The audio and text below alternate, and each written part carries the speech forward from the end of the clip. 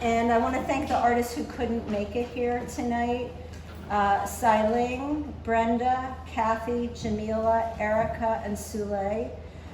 They had other things that kept them from being able to be here, but they're here in spirit and in work. I also wanted to thank Michael Foley, the owner of this gallery, who is really incredible and was so easy to work with, and just made this a lot easier. And I also wanted to thank Lisa and Lee, who were the installers that I hired. I could never have done this without them. And then I wanted to thank Loretta for agreeing to be the moderator. So she's gonna start. Hi everybody, you're so complacent and wonderful. You're sitting there quietly, thank you. Jill and I were saying, is it in the middle of an opening? Are we going to get everybody's attention? But look at you. My name is Loretta Howard, and I am an art historian and a galleryist. And Liz and I met during COVID. Well, we met before that, but during COVID to see some shows, and we went outside to have a safe coffee. And during the pandemic, and she said that her work was exploding as a result of the lockdown. And over the last 18 months, I've heard a lot of artists say that their work was really taking off. For me personally, I've had the time and space to consider what's really important to me and what next direction I want to go in. I'm sort of off the hamster wheel, and I'm not a shopkeeper anymore. I don't have to commute to work either, and it's been a real game changer. I'm starting a nonprofit, which I've wanted to do for years, and now I have the time and space to do it. So before I ask all the artists here about their experience, I just wanted to frame this in terms of a few things in the art world at this moment. And you know, there is this assumption, I think now, in the art world that women have made enormous progress, and there's been a lot of wonderful one-woman shows, and there's been museum surveys of women artists, and there's been some discoveries of people who should always have been kind of in the limelight. However, there was a study done by Art News and Other Words that you're probably many of you aware of, just before the pandemic in 2019, which said that between 2008 and 2018, that only 11% of art acquired by museums was by women. Only 11%. And as we also know, women were disproportionately disadvantaged during COVID, right? And the New York Times ran many articles. There was one in particular in December of 2020, which said that women were juggling their day jobs along with a disproportionate share of family caregiving and housekeeping. And study after study tells us this.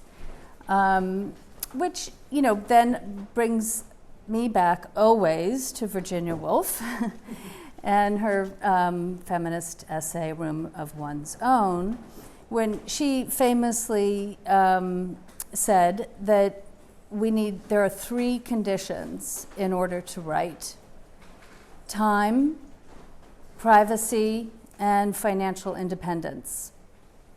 And women need what most men already have, which is quite literally a room of one's own. And they need the freedom to think things in themselves. And she argues that historically women have been uniformly deprived of those basic prerequisites: time, space, and money. So now, back to you, and even if you don't have a room of your own, and you were working on the kitchen table, as I was, how did the COVID-19 lockdown affect your art making practice? did the lockdown allow you the much needed time to create?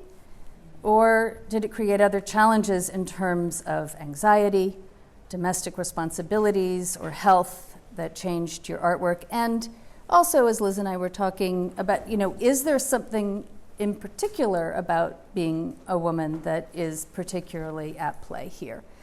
So those are the questions. And Liz, do you want to start us off? Or? So I wrote a few things down. So basically, when COVID hit, probably like a lot of you, I was terrified. From the time that, right before it hit, in January, I had my first studio. And then when COVID hit, I left that one, went home, set up in the living room, a table, and did some artwork there. And then I found another studio that was a temporary one in East Harlem. Went there, I loved it. It was in a basement, it was so great. It was like being in a cave, I loved it. But then the guy who was an art teacher at his school, that particular school opened up and he needed to come back from upstate. And then I got another studio, which is where I am now, and it's been amazing. Like, I'm really lucky. One thing just to share is I stopped painting for 23 years and I just started 4 years ago. So I just am finding out that I still have all of this in me and I couldn't be more excited. And that's part of what fueled my desire to do this show. Thanks to social media and meeting people and reconnecting with some of you that I've known for 30 years or more. I'm gonna get emotional, but it's incredible. Like friends of mine that kept going and going and going, and people whose work I love and respect. I'm just, everybody here, people that I really respect, and I've had the opportunity to go to studio visits and talk to people, because I really love talking to people about their work. A little bit about COVID. My mother-in-law passed away from COVID at a nursing home, which was sort of a weird blessing in disguise because she had dementia and had also had a stroke. And I don't want to say any more about that. But just the overriding panic when COVID hit, and just, I call it trauma TV porn, where it was like, oh, what are the numbers? Where is it going next? What about, oh, now it's there. So there was something about, what was going on. And then there was the political drama, which is nice to be able to forget, just I'll speak for myself. But that was so much combined with what was going on with COVID. I mean, I know so many people who are just terrified from day to day. And I'm not going to mention anybody's name. So, but that was another layer to this that made it so much more haunting for me personally. I also have an 18-year-old who was in their junior and senior year of high school, and when I wrote some notes down, I thought of Bic lighter, Tinder.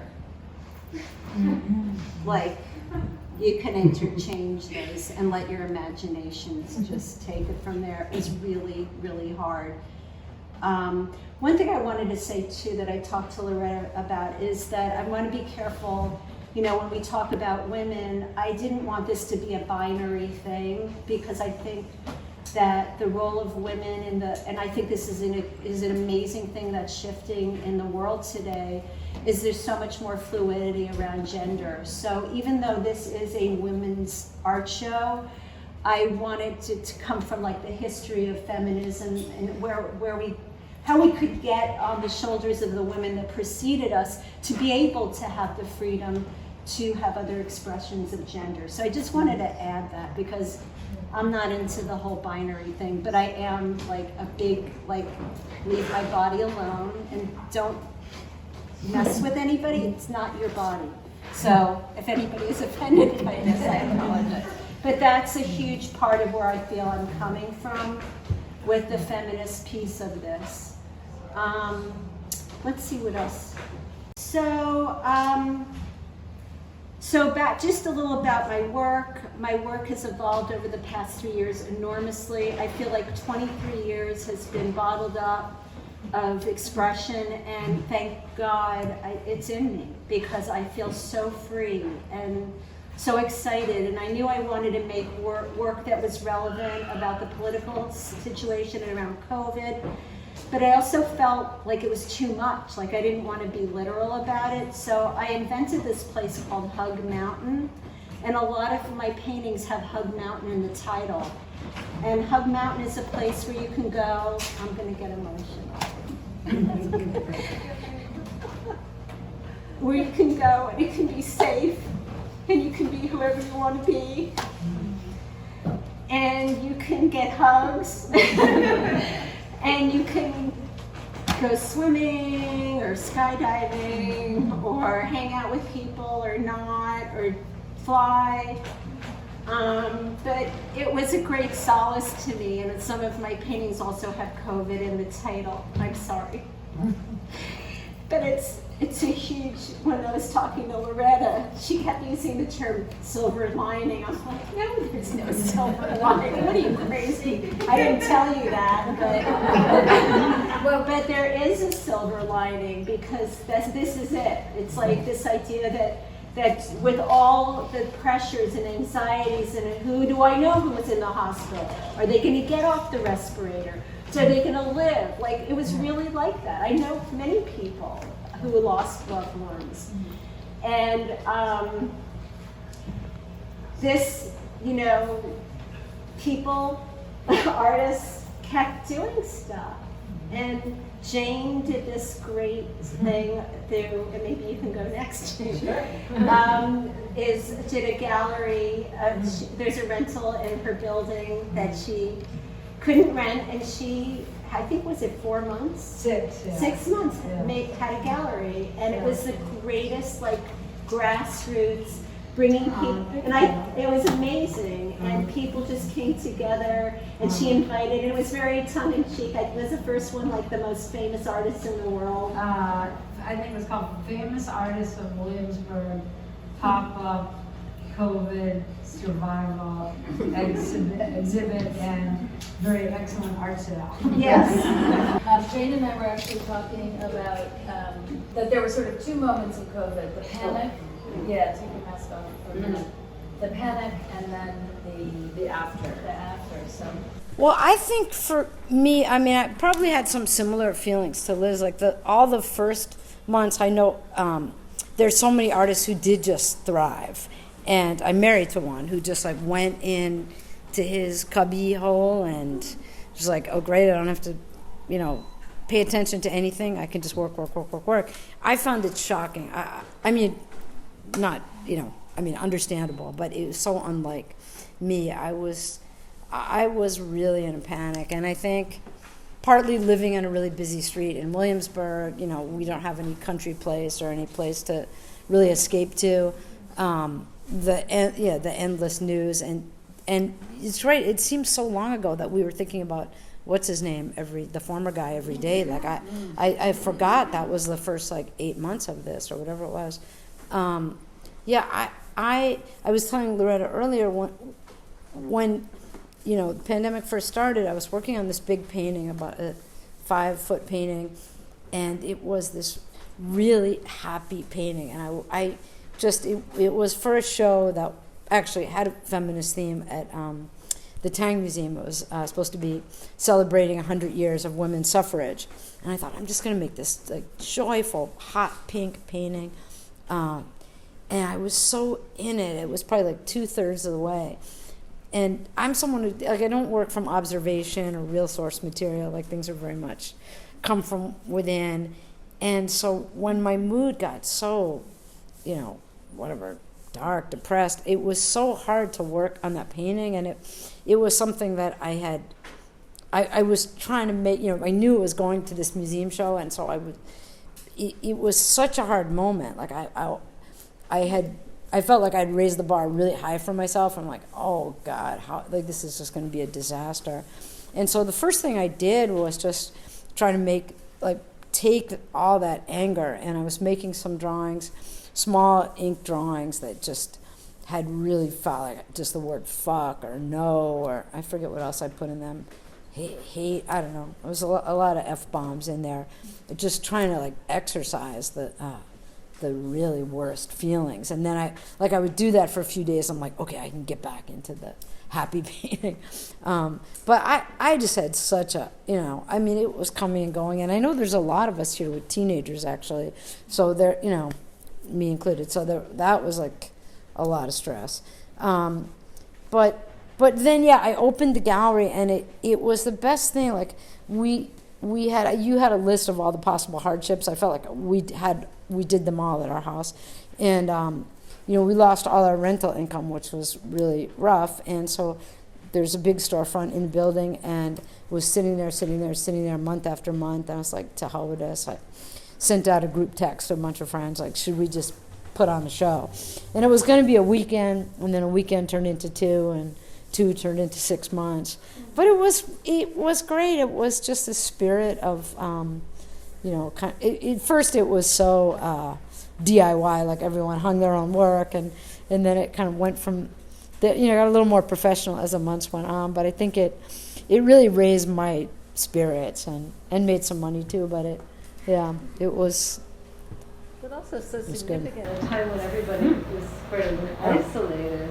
We all were kind of had to go into our cubby homes and isolate. Yeah. So to create something that makes people come out and be together is amazing. It felt so hungry to do that. Yeah, more than I realized. Like, actually, when I first did it, I was kind of embarrassed. I was like, oh my God, is everybody gonna think like, what happened to poor Jane Fine suddenly like running a gallery and I was really nervous, but it was a really happy thing. But I think that's also what happened, I think, to a lot of us, which was that, anyway, is that, that we, I think people were less inhibited during this time. Yes. Because we got hungry, we had to kind of give up so much that we started looking for things, I think everyone recalibrated because they started to understand what really mattered. Yeah. And for me, it was different, and I was lucky in that I had a house in the country that we went to for the weekend and then stayed for the next year and a half, where I had but I couldn't go to my big studio in Long Island City, which is by subway, and anyway, long story, but so I started working in a very small place in the country, a place where I was doing always small works on paper, and I had a lot of sort of lots of paper materials that I was making collages from for different collaborations I used to do. And so I just, out of necessity, started using the materials that were there, feeling isolated and desperate and like the end of the world. And to kind of counteract the isolation, I reached out to 2 women, actually, to collaborate remotely, just to keep a kind of dialogue going in the studio, knowing that people couldn't come to the studio. One of them was a poet, also isolated, also feeling very scared. And she would send me lines of poems, and I would send her small images. And the images were constructed from parts of previous works of mine, cut up, which was kind of metaphoric of the time, of kind of putting together things from your past life, and trying to figure out how to keep going and what was going to be the kind of constructed future. And then the other one was with a painter, also a printmaker and gardener, who, and we were working from we chose, and she was upstate, isolated, and we chose a taxonomy of color from the 1800s, which I've been working from, which, and every week we'd pick a different color, and it was associated with different things. And then in both of these collaborations, once a week we would meet through Zoom or FaceTime and share work and share ideas. So it was a way of keeping dialogue and conversation going. sort of like your gender, you know. And anyway, that's the work that you're seeing here, which are called, and I called them daily meditations because they were. I mean, they were sort of, they were focused in the small studio. Thank you. I've been following Liz and Jill and Jane's work on Instagram, and I do see this as a silver lining. I see an incredible body of work that has come out of this period of time in particular. I mean, I really see great, you know, a change and a confidence, and you know, from small things, Liz, to big things, and you know, both, all of you. So I've really seen a very positive silver lining, despite, I know, all of. But Maureen, would you like to, or who would like to? Sure. Yeah. The small works were actually made in 2019, and but I think it's interesting because this was made sort of in the height of COVID during a lockdown, and I didn't have any conscious plan to change my work or anything, and I really my situation was completely different from. Here you were collaborating with other artists. You opened a gallery. I mean, you kept the sense of community and the conversation going, which I was in a different situation. I was in my studio was in Clinton Hill, so that's by the Navy Yard at South Williamsburg. So it was kind of the epicenter of the epicenter. I was between sublets, so I was actually living in my studio illegally and just praying they didn't shut the building down. And and I had no TV, which I was really happy about because I couldn't take the drumbeat. Like whenever I would see a TV, I don't know where I would see one since all the restaurants were closed, but you know, I couldn't even tolerate the news on my phone. So anyway, so I was totally pretty isolated. You know, everything shut down. There was one grocery store with lines around the block, and then you'd finally get in there, and it would take forever because everybody's like washing their groceries, and you know, it was just so intense. And I remember one day, one of my neighbors down the hall. This was when I moved out of my studio, and I was in another sublet, and. Things were getting really crazy, and like the streets were completely deserted, but there would be like groups of these guys on dirt bikes going through red lights, and they're all like up in wheelies, going, you know, really loud. It was like totally quiet except for that. Nobody was stopping at red lights. I mean, it was really scary. And so one of my neighbors in this building knocked on my door, and he said.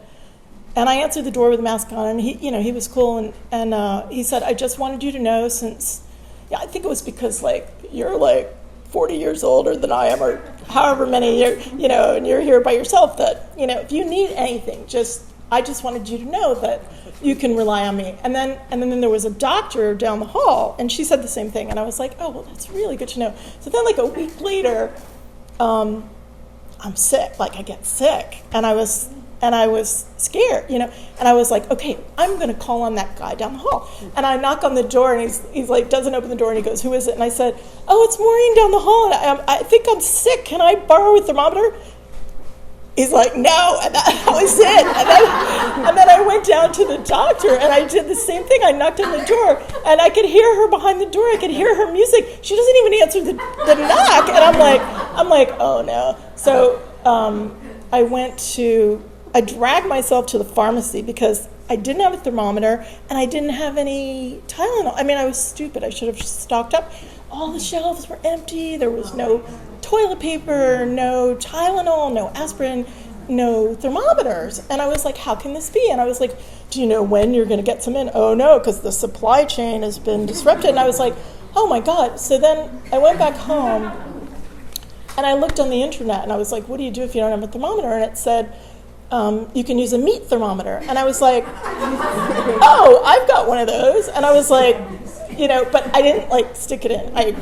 You put it under your arm and it gives you an idea. And I was normal, you know, so anyway, my work was like my lifeline and my whole that's what kept me, sort of sane since I was so isolated and everything. So anyway, everybody has their own way of coping, and I think if I wasn't doing that, I don't know. Anyway, so. I freaked out. I just I live in the financial district and I couldn't see anything out my window. It's just like another office building that was empty. I needed to see a tree. I needed to see the sky. I felt so claustrophobic and I was terrified because basically I knew I was going to die. This was it. I called up my boyfriend and I said, let's get out of here. I have a place in Far Rockaway, even though it was like an epicenter of a lot. We went out there, stayed 4 months, and I could breathe again. I think I needed nature more than anything else. My painting practice, I'm always drawing from things in my life, and that continued. One thing I did do, and that's similar to what you two were saying, right there, the back, yeah. Oh, sorry. I thought to stop myself from being so scared and thinking about how scared I was, I should do something for somebody else. That's my philosophy. You stop thinking about yourself. So I decided to curate a show, an online show for a gallery that I was working with. And I picked only artists that needed help. Great artists, but that were underrepresented. They didn't have a gallery affiliation. And I just thought, give them a leg up. I also didn't want to get into the politics of who's going to be in the show and who's not. Just do it very simply and generously and donate a portion to the ACLU. And, it was a good thing to do. I curated before. I curated for the Jersey City Museum for several years. And it's the one thing I know how to do. But then Black Lives Matter started, and we're living in Far Rockaway in a ghetto neighborhood. It's mostly black, and this was a black and white time. White people were really having a voice in this. And my boyfriend is black, and, it had a huge impact. And that was another thing about not thinking about myself and that I was going to die. But I didn't die. I did get sick, though. And I got really sick. And that really threw me. But by then I wasn't even scared anymore. I had to come back to New York. I just had to live through it. I had all the medical supplies because I had a doctor who told me what to expect because she knew I was going to get it too, even though I have no idea how I did get it. Because I got it after my first vaccination and I was always masked. We share that. Yeah. And I never found out how I got it either. Yeah. It's just there, The first thing I did was go back to my studio, even though I could only work till 3 p.m., because then I had to lie down. And it took me months to really get back to speed, almost recently. But my work went through different variations. The first time I came back to New York to paint, and we were still staying in Far Rockaway, it was after that the bird watcher in Central Park was harassed. It made me so angry, that I came back to New York and I painted a painting called Bird Watcher. It's just been in a show in Vermont at the Brattleboro Museum. Doesn't have a bird in it, but it has part of me in it, that responded to that circumstance. Then I painted a series of blue, black, and white paintings called Which Color Blue Are You? And then after I recovered, I needed to force myself to cheer up, go in my studio and use a full palette again. Even though it wasn't the thing I wanted to do the most, I actually didn't want to do anything, but I made myself get back to work and paint as fully as I could. And I continue to do so. So that's my story. My name is Rhea. I made that one, and there's a couple others that have people in them. What's your last name? Karen. And I guess you were talking in the beginning about the way that different ways that COVID has affected people, especially women. And I think I was kind of lucky to not be affected in a lot of those ways. Like even people who were graduating high school or college, like that must have been rough. I escaped that by 2 years, and then I don't have a lot of responsibilities, you know. Socially, I'm kind of doing my thing, but nonetheless, I didn't make work for a while. I didn't have a studio during the beginning of COVID, but several months down the line, I started painting again. I got a studio. I think that like the issue of social alienation and like physical proximity to people has been a big thing in my work for a while, and it seemed like even before COVID, the world has been changing in that regard, like the way the proximity that people are comfortable having to other people, or maybe also the places I've been, and so that wasn't like a new thing in my work, but I suddenly started painting a lot of mountains, which I like to think is maybe kind of like maybe in my mind there was some translation between like the world having this event and the ground having a big change in it. So that was happening. The mountain phase didn't last long, but I guess that's all I can say. Thank you. That's great. My name is Joanne Chows, and I have the two self-portrait photos. And so my work is a little different, and my process is a little different from painting. I don't have to work in a studio, and my practice has been pretty much environmental self-portraits for the last 5 years.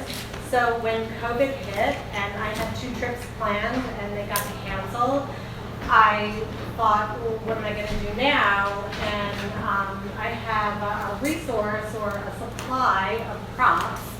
And I went into my basement and I looked at some of my props, and I made that image right at the beginning of COVID. That one is the one that's in the front window, and they express the feeling of, well, what am I going to do and where am I going to go and how am I going to continue to make work, because my work was about being in other places and traveling. And so after I made these images in the studio, I started to explore my area where I lived. Instead of traveling to other places, I traveled locally and discovered some wonderful places and found that without having to travel, there was just more time. And so there was a more relaxed feeling. I mean, yes, watching the news and all that was very stressful, but the time that was saved by not having to travel any place was a real bonus. I have to say that in addition to that, in the photo community, there are lots of workshops all the time. And I participated in a lot of workshops, and so I had a sense of community online through Zoom. It was inspiring to hear other people and see the kind of work that other people were making. And I actually made a ton of work, and I found that my work had shifted. And it was a very productive time, and I mean, I don't have kids at home anymore, and we do a lot of takeout, so I'm not cooking that much. So it was very productive. And all right, my name's Karen Arm, and this is my painting here. The yellow one there, and then another yellow and red one around the other way.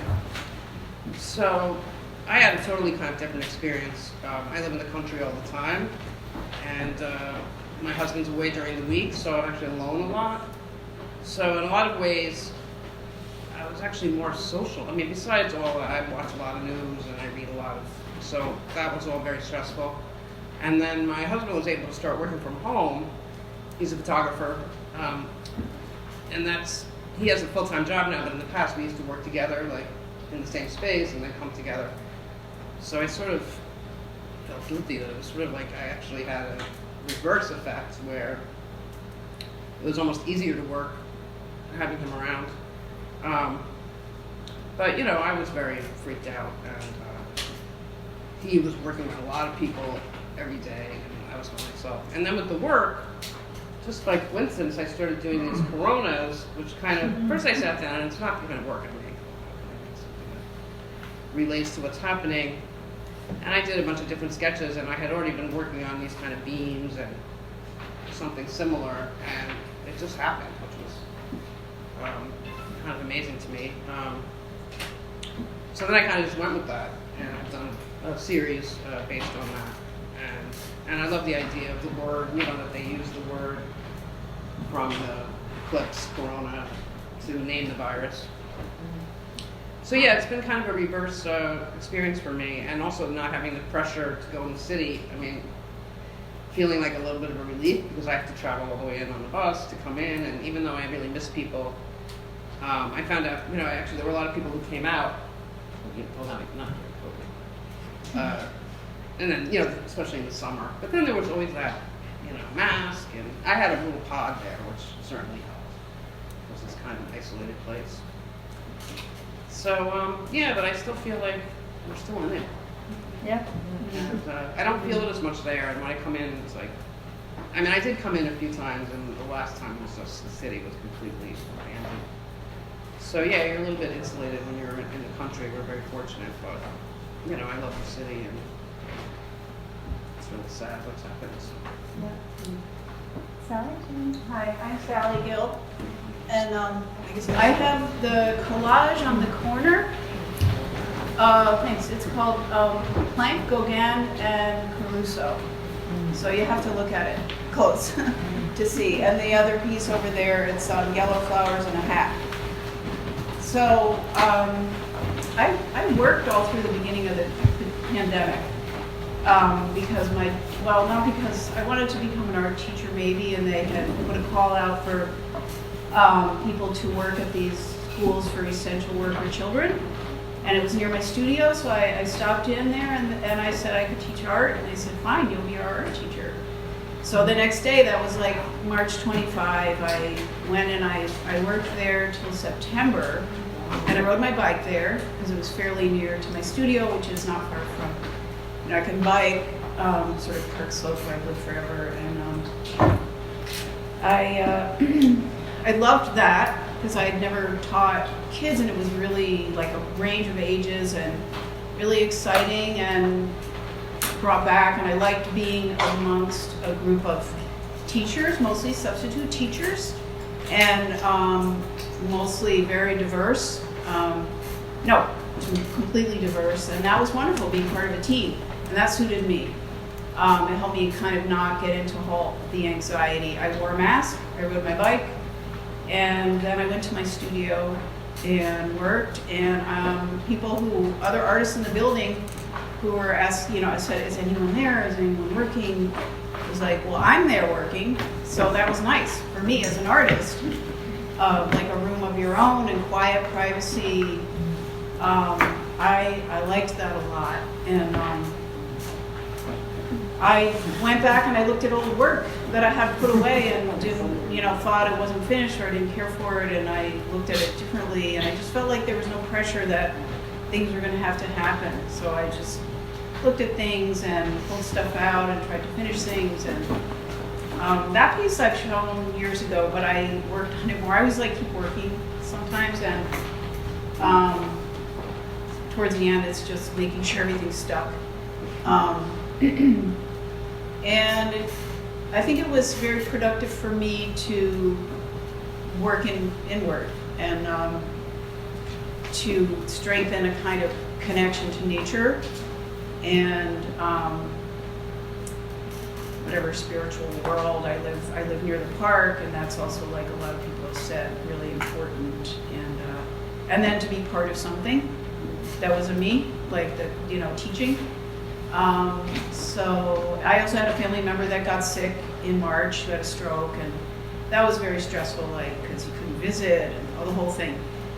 Hearing everybody talk, I'm like remembering, oh yeah, the streets were empty. It was quiet, except at 7. And I kind of liked that, and I liked that there wasn't pressure to go do things, which is perfect for someone who might like to isolate or be shy. So that was my experience. Thank you. So, thanks. Hello, my name is Mia Yim, and I did the painting there, the bug-looking like painting, the red painting, the cicada song, and I have some paintings in the front. I want to talk about my materials and sort of the serendipity of what happened when COVID happened. I was, my studio's in the Bronx, and I live in Lower Manhattan, commute. And when things started shutting down, my husband and I shared space together, and we were going as much as we can, but that one day when de Blasio was like, okay, we're shutting down, the subway's closing down, it just started to feel really panicky. So I grabbed material that I could, and I grabbed a box of pastels, which I haven't used in years, because pastels is something that I used to use exclusively when I had a very active career, like 2004, 2005. I had multi-solo exhibitions in New York and Europe, and I got really good at it. But I wanted to make oil paintings, and I transitioned out of pastel to oil, and I had a really hard time. Oil painting is really hard. So it took me basically 15, 20 years to learn how to paint again. But anyway, the pastel is kind of this thing that's been in the corner of my studio, and I don't want to use it because I know it too well. I'm too good at it. But I don't know why I grabbed it. I just grabbed it, and I grabbed some paper. And I was at home, so we're stuck at home, and I'm using the pastel and the paper, and something happened. Like, oh my God, it is a material that I'm really good at. And there's nothing wrong with using something that you're good at, because I didn't even have to think about the material. It just, the images, just came to me. And because of isolation and because of not being able to go anywhere, like the whole world opened up. And especially when I was able to order some correct kind of paper to use the pastel with from Blick. I got it in the mail, and it's been, it's the most horrific thing. COVID, 700,000 people have passed in the US now, but it's been amazing. The past 2 years have been the most amazing, productive. Things really opened up for me. So I've come full circle just because I grabbed that material. So. Well, thank you, everybody. I think that was incredible how much similarities